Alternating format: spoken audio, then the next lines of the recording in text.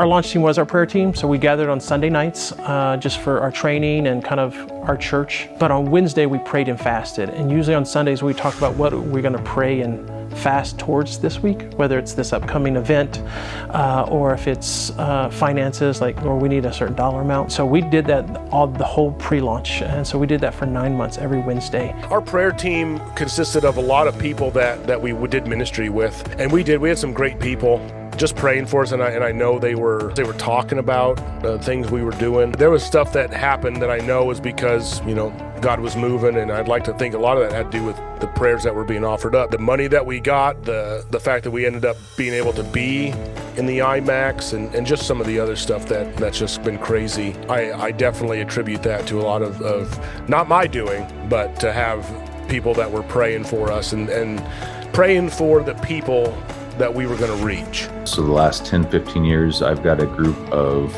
I want to say 5 that have been there all the time, and then I'll get up to 13 or so that will be praying over. And so part of the launch of Emerge was sending text messages and emails out to that crew. Here's where our prayer points are. This is what we have.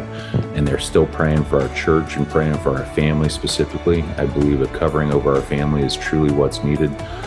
Because the target's big on our backs. And so if I didn't have the prayer warriors that I do surrounding us, we wouldn't be where we're at right now. I probably would have given up a few times, honestly. Leading up to our grand opening, we tried to commit to prayer at least 3 times a week as a group together. Sometimes that'd be over a phone call, sometimes that'd be over a meal. I asked everybody who supported me financially, not only to support me financially, but also be a part of my prayer team. And so I would send them a list each week until we launched of exactly what I wanted them to pray for. Because when we started to do that, we really saw God move in those specific areas. I've got 5 guys, and I did this instantly when I knew I was coming to Spearfish to plant. I found 5 guys that I trust with my life, and I asked them if they would be my prayer team, my prayer partners, to just guard myself and my heart and my leadership. We had prayer teams that would come out regularly and just walk through the town and pray. And so we did several of those.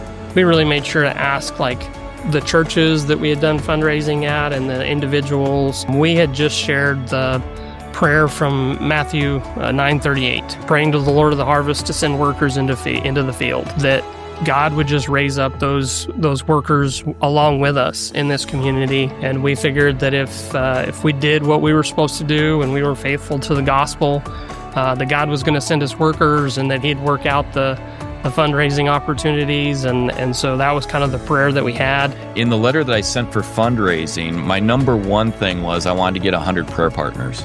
And so what I would do is every month I would send out a prayer newsletter to them. And so I had those people praying for me. I still have one that was one of my original guys 21 years ago.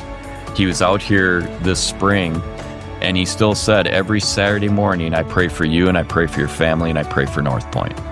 And he's been doing that for 21 years, every Saturday. We should have had more people praying, but I think you get in the middle of it, and you sometimes just don't want to bother people with asking them to just pray. It's easy sometimes to ask them, I guess, for money, but you don't always think hey, would you be praying this week for this? And so I think we probably should have done a little bit more of reaching out and asking people to pray. My parents at 73 and 68 at the time decided they were going to leave Florida and move to South Carolina to help us do this.